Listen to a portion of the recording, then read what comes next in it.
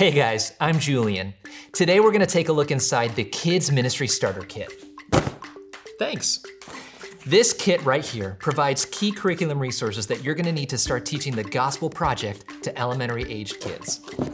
Now, when you get this kit, the first thing that you're gonna find when you open it are 3 discs. There's the playable DVD with all the videos that you need for the quarter. So Bible story videos, questions from kids videos, missions videos, and motion and lyric music videos.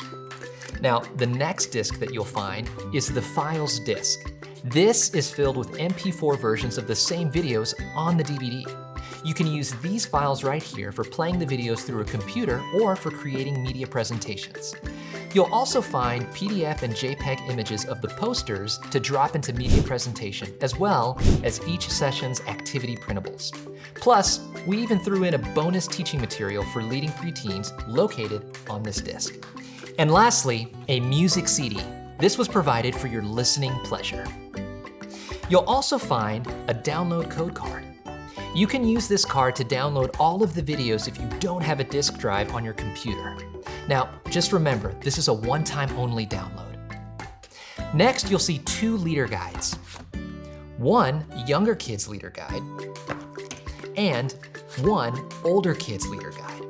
Now, each leader guide is crafted for that specific age group and provides a format that's super easy to follow with clear sections and numbered steps for ease of use.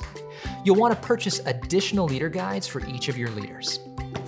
You'll also find the items that each of your kids will need, beginning with 1 set of younger kids activity pages and 1 set of older kids activity pages.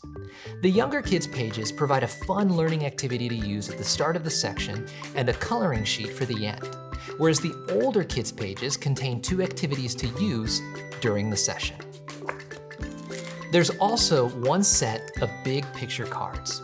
Each session's card features the Bible story picture on the front and helpful family content to continue the learning at home on the back.